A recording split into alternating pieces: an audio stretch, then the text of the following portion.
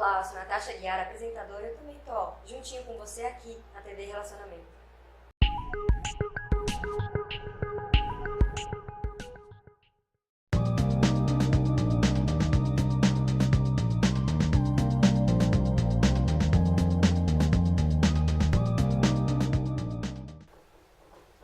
Olá, internautas, iniciamos mais uma vez um quadro que se tornou aí muito sensacional e líder de audiência, que é Você é Top, dentro do Profissão Encantar. E hoje nós trouxemos aí um convidado muito top, tá? Um amigo muito verdadeiro e daqueles realmente talentos realmente maravilhosos. Então eu apresento para vocês César Sandoval. Okay. Obrigado pelo convite, Kendi, e a todos a sua audiência aí, que eu sei que é grande na internet. E é um prazer estar aqui com você, conversando um pouquinho aí, batendo um papo sobre quadrinhos e outras coisas, né? Perfeito. Ô César, você com essa tua mente criativa, você já nasceu assim ou não? Em que momento que você se recorda da infância que te despertou alguma coisa que você poderia fazer algo diferente? Minha mãe falou que foi quando eu caí do berço, mas... Não, na verdade, gente, esse negócio é gozado, né? Eu outro dia estava fazendo uma palestra e falei, estava dando, coitado, via os alunos lá fazendo artes plásticas, essas coisas, com uma ilusão. O problema do Brasil, basicamente, é de mercado. Estava conversando isso com o João agora há pouco, e não tendo mercado não desenvolve nada. Mas, assim, o imprevisto. O imprevisto é muito importante na vida, da carreira do autor de quadrinhos, ou mesmo um artista plástico em geral. E foi isso que aconteceu comigo também. Várias vezes o imprevisto me atropelou e me conduziu. Por incrível que pareça, eu queria ser médico, né? Então, eu cheguei a prestar vestibular e entrei no Uruguai. Mas a vida vai levando a gente para outros lados. Aconteceu o seguinte, eu tinha lá meus 9, 10 anos e fizeram um concurso na escolinha que eu estava, em Marcondésia, subdistrito de Monte Azul Paulista, lá no interior de São Paulo, perto de Ribeirão Preto.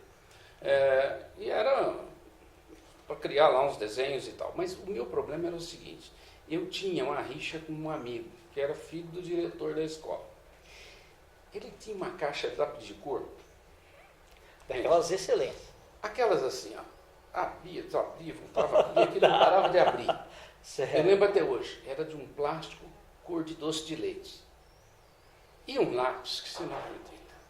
Era um tal de carandache, que eu só vim ver depois. Você passava assim, aquilo parecia uma manteiga. O meu, evidentemente, o que era? Era uma, não vou falar aqui o nome, porque era nacional, mas era uma pedra. Tá. O meu era uma pedra. Para poder... E eu, então, vivia disputando com ele. Então, onde é que eu podia me diferenciar? No lápis, no preto e branco. Então, quando deram lá, fizeram essas coisas lá, e ele de vez em quando me deixava usar umas cores lá. Aquilo eu ficava embevecido, assim, é impressionante esse negócio aqui, rapaz. E eu ainda fui descobrir, depois de um tempo, que o negócio lá do lápis era lápis aquarela, para mexer mais meu saco ainda. Puxa vida. Então, aí, no dia que teve esse concurso na escola, me deram lá um tal de papel, como é que chamava? Celofane? Não. É um papel que era mais grossinho. Schweller. Não era Schweller, não. Foi antes do Schweller. Canson. Papel canson. Tá. E eu, claro que nesse dia, ele não quis me emprestar os lápis, né? Ele quis fazer comigo. Tá. Então, por pura inveja, por pura bronca, eu caprichei no desenho, no lápis. Rapaz, mas eu criei tanta coisa naquele papel canson, que hoje ninguém nem usa mais isso. Eu fiz o quê? Tudo que estava em volta de mim lá no interior. Veio uma adrenalina e a imaginação. Veio. Eu vi o olho que ele estava fazendo e eu lá, né? Tá. E eu criei o quê? Eu fiz um sítio, era o que eu mais gostava, era a natureza, o interior. Pô, mas tinha gente apanhando laranja, o cara pulando o córrego, o cara correndo atrás do cachorro, puxando o burro. Eu sei que parecia aqueles primitivistas. Ah, né? Tudo proporcional. Tudo bonitinho lá, mas assim, até no canto tinha desenho. E assim, no meio era o quê? A casa da fazenda. Certo. É uma fazendinha que eu frequentava lá. E eu entreguei lá o desenho, que eu fiz morrendo de raiva, porque meus lápis eram aquele tijolo que você imagina. Tá. Passou um tempo, fizeram uma reunião lá na escola, o diretor aparece lá, com as autoridades e tal, e logo depois do recreio, tinha aquele negócio lá, antes a gente formava fila para entrar na escola. Sim, exato. E simplesmente me chamaram lá. Pô, eu achei que eu tinha feito alguma coisa errada. Para a diretoria, né? É isso. O diretor chamando a gente lá e tal. Aí eu escuto um papo de assim, colocou Marcondésia no mapa e não sei o que e tal. Pô, rapaz, era o tal do concurso lá de desenho. Eu peguei o primeiro lugar dos terceiro ano. Que maravilha. Aí eu olhei e falei, pô, mas vem cá, esse negócio de nome de desenho é um negócio sério, cara. Eu já gostava, sem querer, estava lá dentro de mim. E lia algum gibi também nessa época? Ah, Tarzan, todas essas coisas. É. E tinha mais, né? Tudo que a minha mãe rasgava quando eu tirava um 6. Porque antigamente, gente, vocês que estão aqui, ó, o pai da gente não gostava de ler esse quadrinho, não. Exato, é verdade. Diziam que atrapalhava, isso é coisa que os americanos colocaram na cabeça, que atrapalhava o desenvolvimento da criança na escola. Hoje eu vejo muito ao contrário.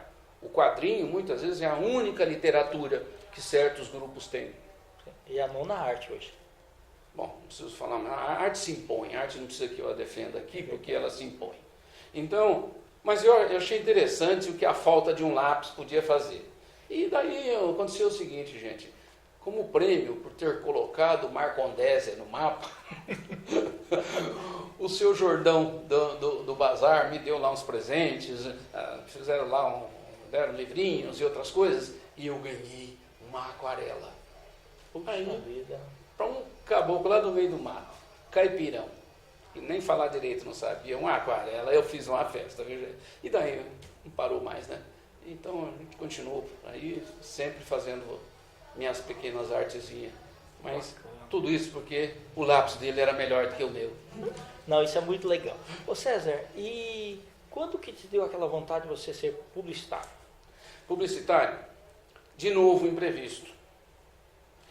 Eu não tinha onde trabalhar, eu estava no colegial e não tinha trabalho. Jovem hoje já não tem, imagina naquela época. E eu me arrumei lá um estágio, uma coisa, num cara que fazia silk screen, lá em Guarulhos. Ok. Aí você já estava em São Paulo? Já estava em São Paulo. Certo. Aí nós viemos para São Paulo, minha família veio para São Paulo no meio da Revolução de 64. Ok. Eu cheguei em São Paulo, a primeira coisa que eu vi foi um tanque atravessado na Marginal. Eu achei fantástico, mas não entendia nada do que era. Mas aí, gente, eu me arrumaram esse estágio numa fábrica de flâmulas. Fazia flâmula, hoje nem flâmula não existe mais, era verdade. Era silk screen. Nossa, aquela flâmula. Então, e eles gostaram de ver meus desenhos, fazendo desenho para mecânica, outro para o dentista. Então, e a gente fazia algumas coisinhas lá para o time de futebol da gente. E aí um dia, eu estava já fazendo, pasmem, eu fiz científico na Penha e curso de formação de professores, antigo normal, em Guarulhos. E eu, aquelas aulas, eu estava fazendo o normal por causa da minha mãe, que era professora. Entendi. Mas assim, eu nas aulas de pedagogia, essas coisas, eu sentava lá atrás. Eu era um dos 3 homens que tinha na sala, mas era tudo mulher. Essa parte era a parte boa. A parte ruim é que tinha que tirar nota. Tinha esse problema na época, tinha que tirar nota. Tá. Aí, Aqueles bordados, essas coisas. bordado não teve. Tá. Ok. Essa aí eu levei pau. Então, o que acontece? Eu sentado lá atrás, puxei um papel, comecei a desenhar uns bonecos. E de repente, me passa o professor de português, Dr. João Roberto, hoje falecido lá em Guarulhos. E ele só vejo aquela voz atrás de mim. Depois tem uns caras aqui que vem reclamar e pedir revisão de prova quando não presta atenção na prova. Né?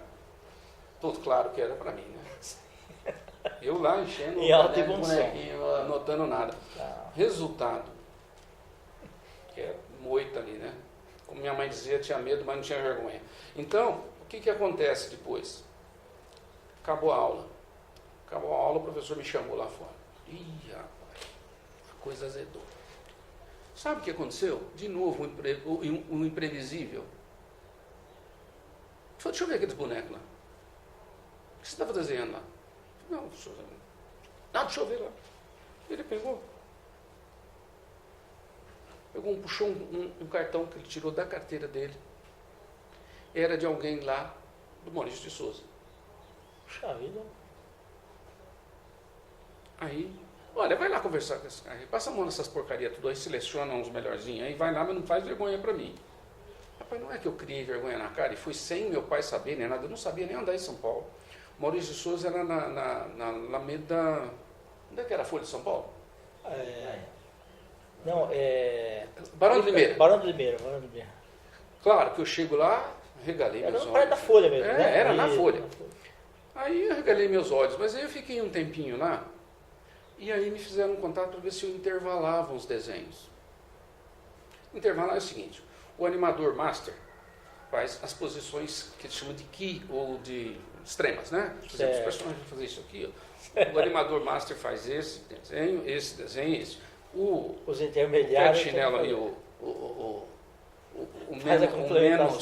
o menos dotado aí, coloca lá 4 ou 5 desenhos no meio conforme é necessário. E acho que eu fiz direitinho, porque aí em seguida me mandaram lá um amigo me mandou lá pro estúdio do Valbercy Ribas Camargo, a Start Filmes, que é o que eu devo muita coisa na minha animação. O Valbercy era um chato, mas me fez uma coisa fabulosa na minha vida, e eu sem ele eu não estaria com esse negócio aqui, não teria entrado na animação, não teria conhecido Charlie Schultz, nem nada, nem outros, o Chuck Jones e outros.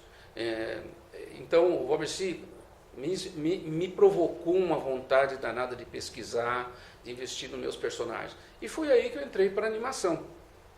Eu lembro que um dos primeiros desenhos animados que eu fiz, eu fiz com ele, inclusive, foi uma versãozinha daquela Cobertores Paraíba.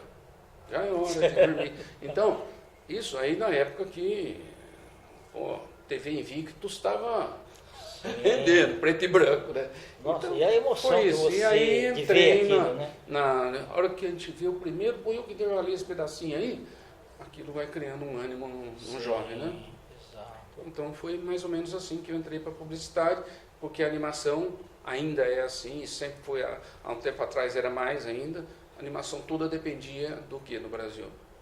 Do cinema de animação voltado para a publicidade. Certo. Ô César, fala um pouquinho aí dos seus trabalhos aí que encantaram aí várias gerações aí.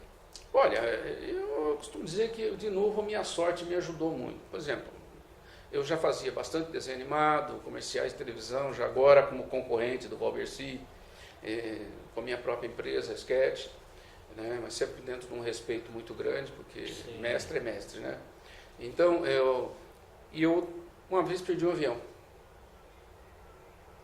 Eu perdi porque cheguei atrasado no aeroporto. E eu volto para o hotel, falei, vou ficar mais um dia. Eu estava lá em São Luís de Maranhão. Quem é que eu encontro no bar do hotel? Renato Aragão. Puxa. E aí, publicitário não perde uma chance dessa, mas nunca. Ainda mais, não tinha ninguém em volta. Aí eu vendi meu peixe para ele. Falei, Renato, como é que você tem? Dá 26 de Ibope, não tem um licenciado infantil, hein?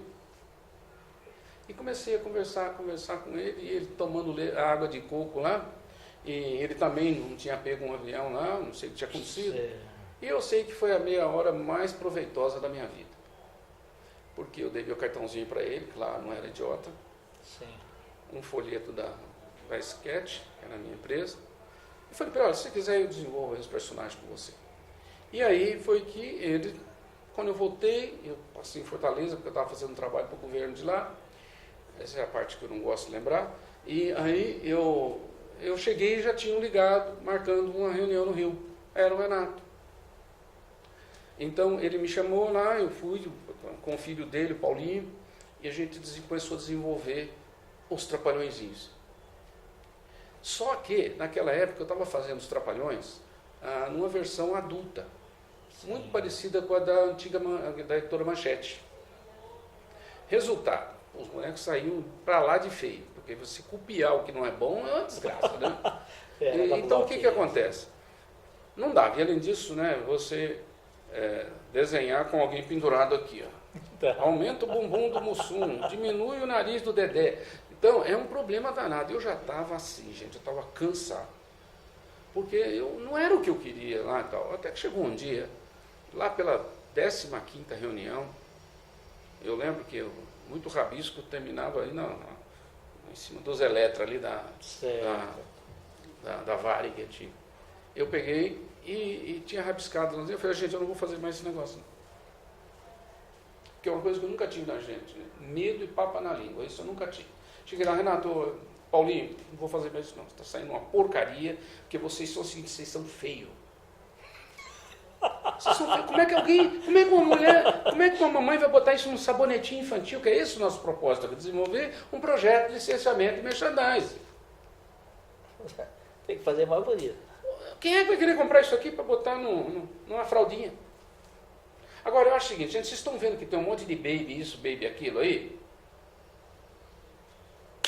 Por mim fazia isso. E mostrei uns desenhos a lápis, gente. Nem precisei da caixa de lápis de cor do outro lá. Peguei e falei, olha, vamos fazer eles. Quando tinham, porque até japonês é bonito nessa idade aqui, ó, é entre 5 e 8 anos. Exato. Né? Então, criança, vamos transformar eles em crianças, primeiro que não compete, gente. Porque para mim, precisa ficar comparando, ficou profético essas palavras. A melhor versão adulta que vocês têm é essa da TV. Qualquer tentativa de brigar com isso vai estar a reboque. Agora, por que não os Trapalhões quando eles tinham 8 anos, 9 anos? E mostrei. O Renato levantou e falou, deixa eu ver. Pô, pode ir para cá. Aí um outro falou, Zacarias, não sei o que. Não, vamos ver pelo menos. Resultado, um mês depois, estavam registrando os bonequinhos. Acertamos na veia, porque, gente, foram mais de 8 milhões, naquela época era dólar, de licenciamento e merchandising nos primeiros 3 anos. Naquela época, dólar era ouro. Sim. Então, a gente acertou. Mas foi aquele avião que eu perdi. Você vê, muito interessante. Não, essa história é fantástica. Entendeu? O avião que eu perdi. Certo. Como é que surgiu? Tem gente que conheceu a mulher da vida dele num hospital. Eu perdi o avião. Então, entre outros, foi isso. E aí, depois, na sequência, se você me permite, por favor, acontece a tragédia. Tudo que a gente fazia era calcado nos Trapalhões. E eles me deram toda a liberdade. Eu tenho uma dívida de fé, de amor mesmo pelos Trapalhões, porque eles me permitiram chegar até a grande mídia. Entendeu? Se eu tivesse criado o cachorrinho Lulu, podia ser o cachorrinho que fosse. Não, o Trapalhões já saiu pré-vendido, gente. Aquele lado do utilitarismo da arte. Não tem jeito. Se você não tem essas associações, você não vai conseguir. Então, o que acontece? Estava lá muito bem com os Trapalhõezinhos, tudo funcionando, quando veio a notícia triste, até hoje mal encaixada para mim, quando morreu Zacarias. E ele era, gente, um amor de pessoa. O único dos caras que você não via brigando naquele grupo era o Zacarias. Entendeu? Então, o que acontece? Pô, e aí? Morreu o Zacarias. Os licenciados, tudo. Pô, vamos parar. Vamos parar. Mesmo a Globo deu uma brecada naquela época. Então, o que acontece? Eu inventei uma história que eu saí do meu lado publicitário. Né? Falei, vem cá. Cheguei na Abril, vamos transformar o Zacarias num anjinho e só os meninos que vê ele. Então isso justifica ele ficar. Beleza, festejar. O Zacarias continua. E lá começa a rabiscar o anjinho, o Zacarias e tal, e papai, graças a Deus estava tudo bonitinho. Mas não chegou a nem sair do papel, porque em seguida Mussum também foi. Aí acabou. Mesmo porque a continuidade daqueles personagens, e aliás eu falava isso com o Renato, até hoje ainda lembro ele, boneco não fica velho, boneco não falta no trabalho, boneco não pega doença, nada disso. É a perpetuação, você vai estar conversando com as crianças daqui 30 anos, você já vai pendurar o chinelo aí, a chuteira, e vai estar lá, não prestaram atenção. Mas o problema foi as brigas por direito autoral, as famílias não se entendiam. Claro, não tem nada com isso, cada um estava defendendo o seu peixe lá, mas eu achei que quem perdeu mesmo foram as crianças, e Você vê, hoje se fala muito de Trapalhões, Trapalhões, Trapalhões. Eu não vi ninguém falar de querer voltar com os Trapalhões infantis. Então, recebi uma proposta recentemente, mas é muito inconsistente, não vai dar para retornar. E tem um problema, quando você trabalha para personagens vivos, personalidades, você sempre está sujeito a essas intempéries da vida. Se um deles fizer uma coisa errada, ou mudar de emissora, ou mudar de profissão, ou casar de novo, sei lá o quê, isso tudo vai resvalar no personagem. Então, depois disso me chamaram para trabalhar com Xuxa, com Sérgio Malandro, eu cheguei a trabalhar e outras coisas, mas infelizmente eu me desiludi um pouco com esse negócio de trabalhar para personalidades vivas. Entendeu? E aí que alguém virou lá, um amigo meu publicitário, e falou, por que você não cria teus bonecos, rapaz? Isso. Você fica aí de reboque desses caras aí, dependendo de Globo, tudo. E eu, ao contrário, eu era muito grato, mas não te acontece 2 trapalhões na sua vida. É verdade. Não é 2 aviões que você perde que vai dar certo. Sim. Né? Então, o que acontece? Eu resolvi, naquela época o desenho animado estava indo bem, eu estava ganhando um dinheirinho. Eu investi em vários grupos de personagens. Como ainda estava na série Kids bombando para todo lado, eu fiz Alien Kids, fiz Zoo Babies e fiz a Turma do Arrepio, que na época chamava Creepy Gang. Então fiz um monte de templates, concept boards, essas coisas todas, porque o brasileiro ele não sabe vender o seu peixe. Então, só sai um projeto de uma revista para mim. O cara parou aí, ele sabe desenhar, mas não sabe fazer o projeto. É, verdade. Entendeu? É um problema danado brasileiro não saber projeto.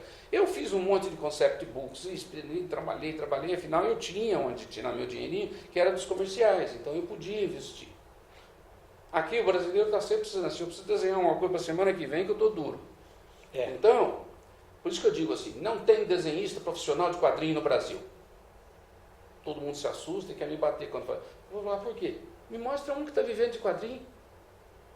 Quadrinhos é esporádico na vida do cidadão, com exceção do Maurício de Souza, que é um herói e deve muito ao acaso também. Sim. Mas não tem profissional porque não dá para viver de quadrinhos. Não é por causa que o desenho não é bom.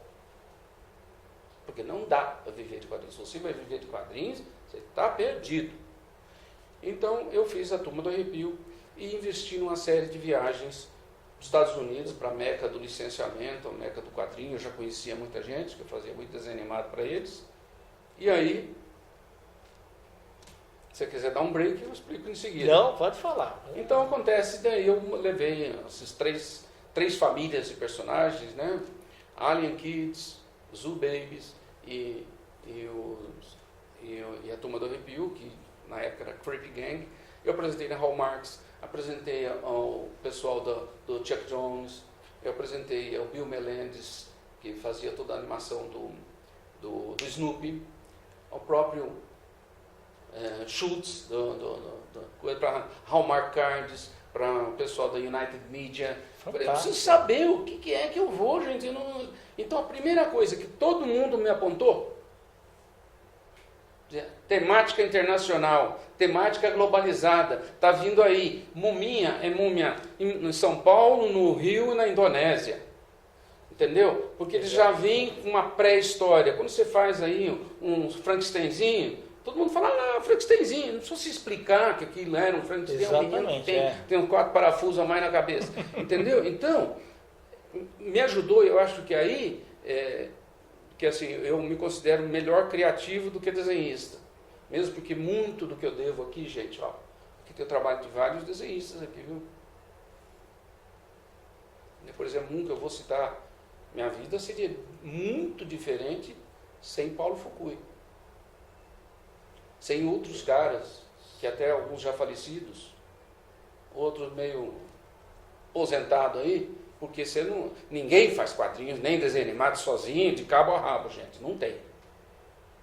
Entendeu? Recentemente, um menino que fazia xerox para mim, dos acetatos, faleceu coisa de um mês atrás. Pô, eu fiquei tão triste, tão entristecido, quanto se tivesse morrido um desenhista. Porque ele era parte de um processo importantíssimo. E assim foram, naquela época, todo o desenho era feito em acetato. E olha que já era um avanço fazer a xerox, né? Sim, exatamente. Porque antes disso era copiado com canetinha Rotring. Você perdia 50% se o cara não fosse bom.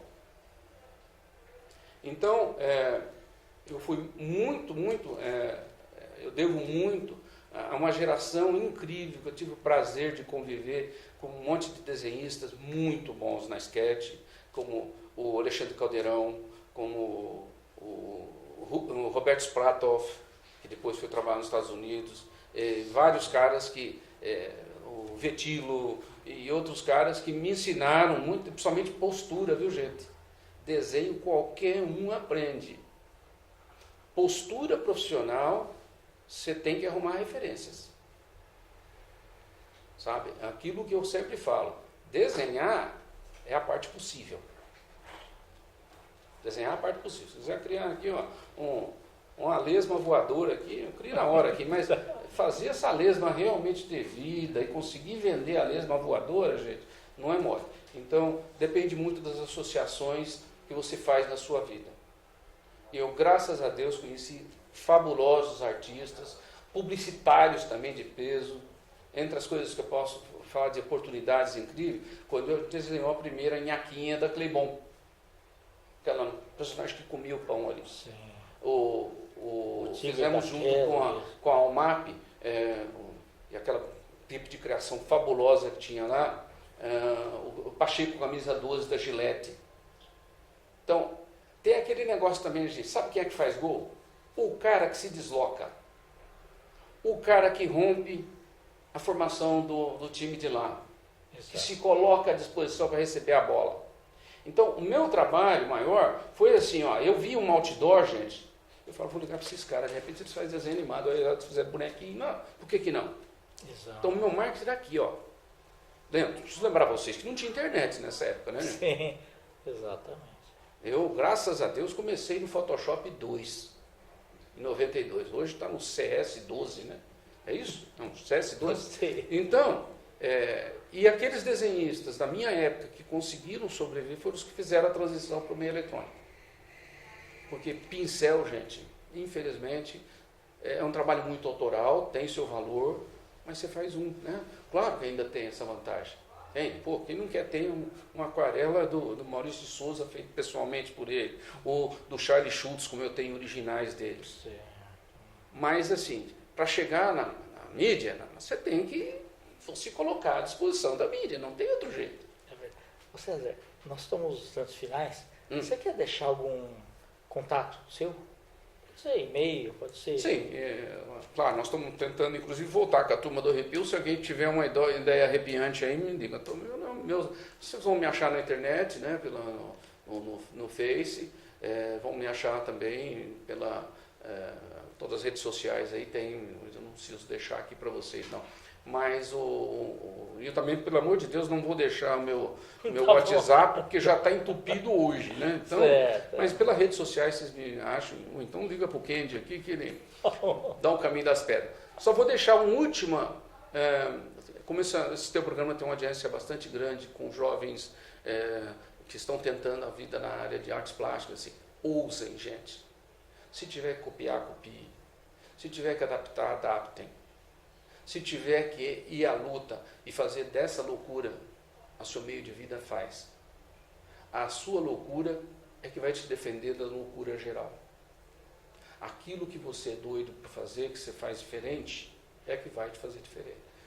Um Pelé era porque ele era louco pela bola, porque senão ele não tinha virado Pelé. Você não precisa virar um Pelé, você precisa virar um bom profissional da área de arte. Mas leve a sério e se coloque à disposição e se desloque na área. Perfeito. César, muito obrigado, viu? Obrigado, sou eu por mais essa Aí, vez. viu? Tá? Muito contente Obrigado. aí. E espero que você retorne outras vezes. Tá bom. Internautas, com os agradecimentos, então, a esse grande profissional, César Sandoval, nós finalizamos mais um quadro Você é Top. Um grande abraço e até a próxima.